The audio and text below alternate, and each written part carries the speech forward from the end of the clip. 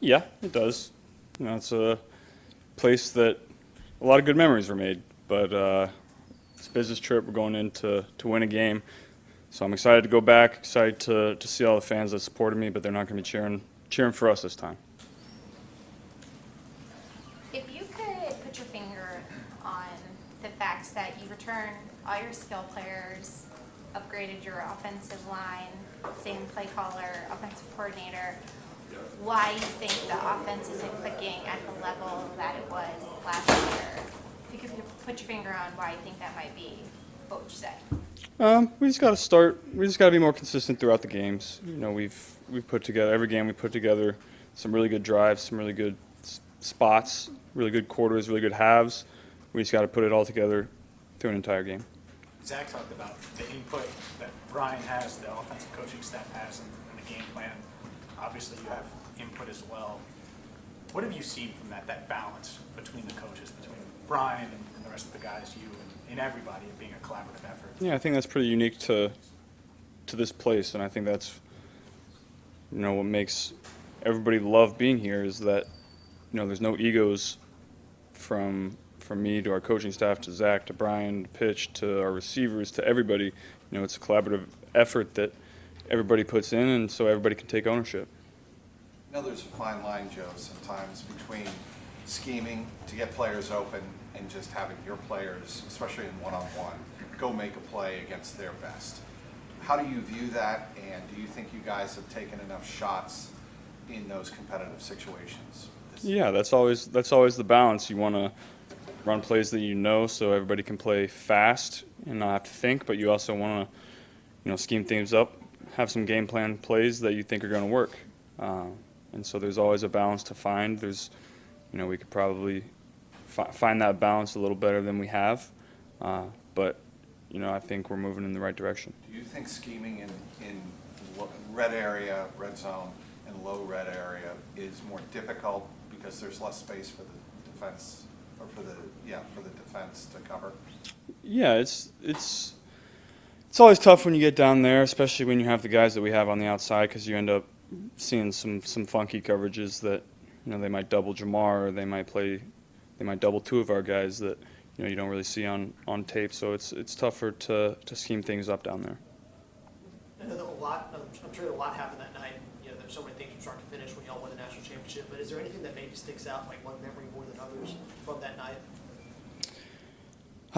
No, not really one. It was just a great night for our team and for the guys that had been there. And the best thing about winning a championship is the locker room after the game, and all the work that you guys put in. You get to celebrate that together, and so that's the biggest thing.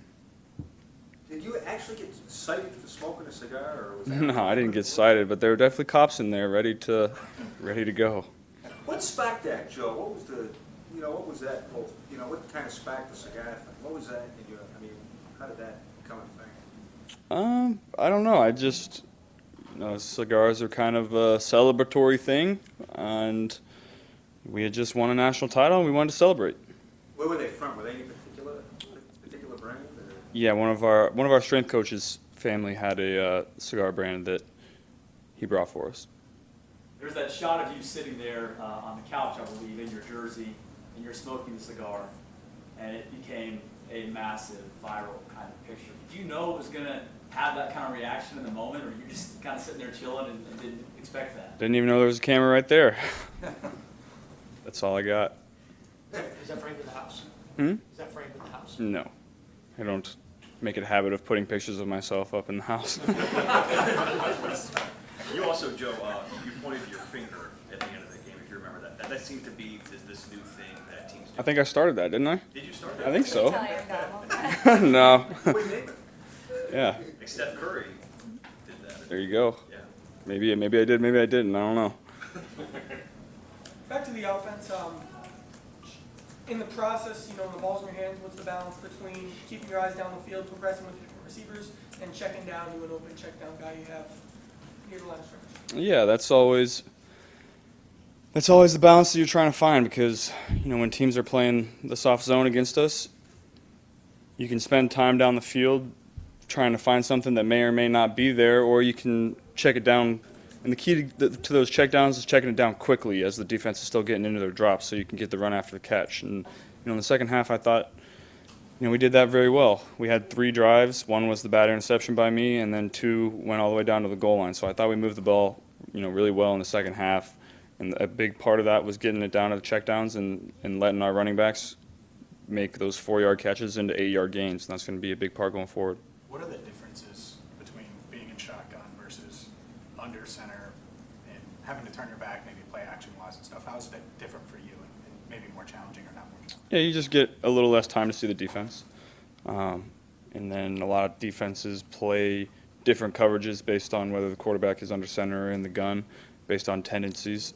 And so it's always different. You get different coverages, different footwork for me. Yeah. What's the Do you key? prefer the, I was gonna say, do you prefer the gun? If gun to your head? I don't think it really matters to me. I think play actions are really good from under center, and you can run the ball really well from under center. But we'll see. We'll see what we do going forward. I think the gun run game was really good for us on Sunday, and we need to build on that momentum. What's the key to making the under center play action passing game more consistent and a bigger part of the offense? Well, the key is running the ball better from under center. If they're going to play soft zone like we did in the second half, we got to run the ball like we did. We did it out of the gun, so we'll see what we do going forward. But that's the biggest part. You got to run the ball well to get that respect from the linebackers to suck up, and then you can hit that intermediate zone. Seems like you guys have had a lot of success in tempo, especially in terms of helping to get the run game going as well as run game out of shotgun. What are the keys to having an effective up-tempo, maybe even no-huddle offense in the middle of the game? Well, I think when you're rolling and you're moving the ball down the field, the play caller is feeling the momentum, and you can get in and out of the huddle quickly. Maybe you're not going no huddle and going warp speed like some of the college teams do, but the urgency in and out of the huddle, the defense can feel that momentum and that intensity. So when you're moving the ball down the field, I think the best thing that you can do as an offense is to get in and out of the huddle quickly, see the defense, run the play, get back, get out of the huddle. So that speed is critical. When it's going well, do you feel like you can dictate to the defense more up-tempo than standard huddle offense? Yeah. When you're playing well, you can go fast because you're moving the ball. If you're not playing well and you're going fast and it's a quick 3 and out and your defense is on the sideline for about 30 seconds, and so there you got to find that balance.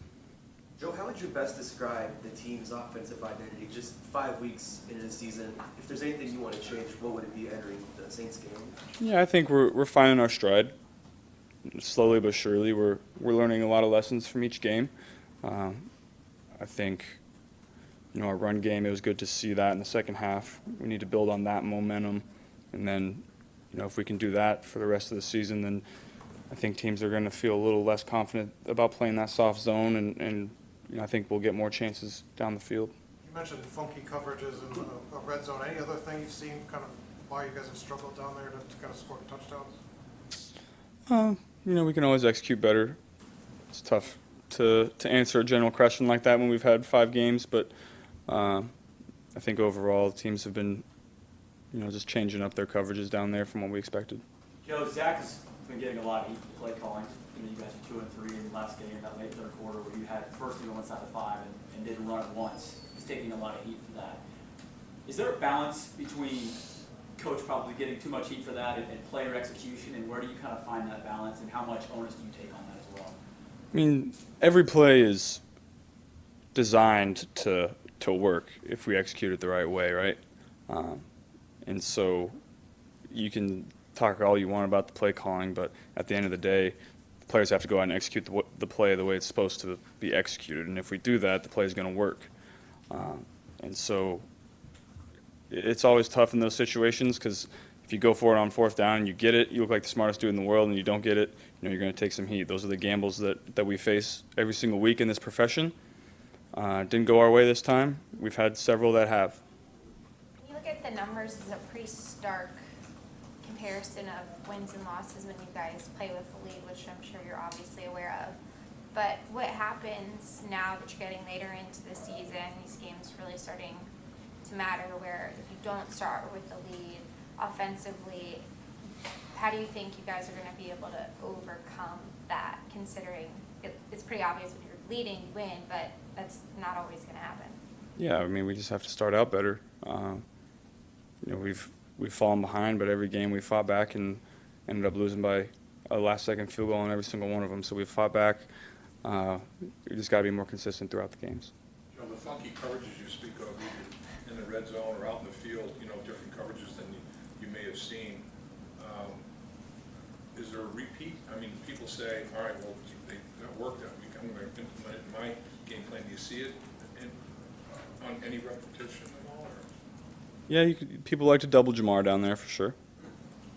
I mean, is it just that, or are they doing some other things that you didn't anticipate? I mean, how many times have you gone through a game where there were in coverages you expected as opposed to things that you weren't? Yeah, I mean, every team has had a different plan for us, and even if they do play coverage that a lot of that you do expect from film study, they're playing it a little differently depending on your tendencies and where you put your players. And so I think we just got to play fast and confident and get the ball out quickly to our playmakers and let them go work in space.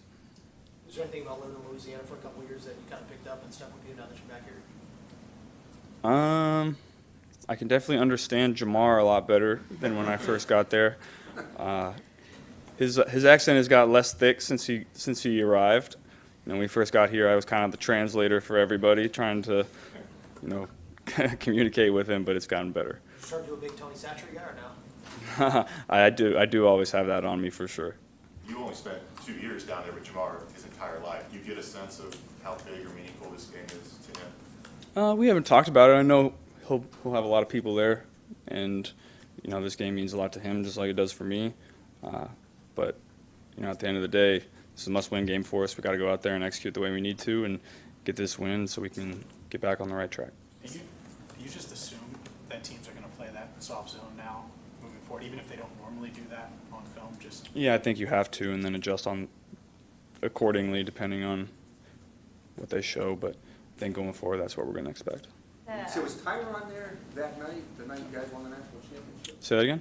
Was Tyrann there the night you guys won the national? The timer? No, Mathieu. Oh. Honey Badger. I don't know. Was he? I'm not sure. I didn't see him that night. Yeah, what's he look like on tape now when you watch him? Same old player that he always is. He's making plays. He's all over the field. He's a really good instinctual player that understands your route concepts and your splits to maybe jump a route here or there. So he's the same player he's always been. Really good instinctual player. Have you talked to him much at all? Have you ever run into him down there? Yeah, I've talked to him. Not a ton, but we've spoken for sure. Zach has talked about that being the loudest stadium he's been in. They were the conference championship with the Rams.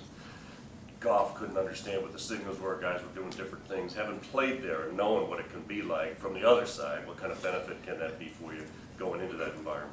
Whenever you're on the road or at home, the home field advantage is a big thing. You can feel the momentum building more so when you're at home, and so we're just going to have to be great with our communication. We know it's going to be loud. We know the fans are going to be fired up.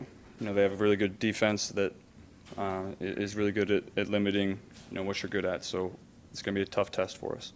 Jose, Brian kind of mentioned that teams vary their looks, at least a little bit. They kind of tweak what they're doing to face you guys. What's the key to kind of expecting the unexpected as you go into a game and you're not quite sure what the defensive looks are going to be? Yeah, just calling your core concepts that you have a lot of reps in, and that guys are going to be where they're supposed to be, and you can find a completion. And the key is just taking those completions early and finding the spots where you can take a shot.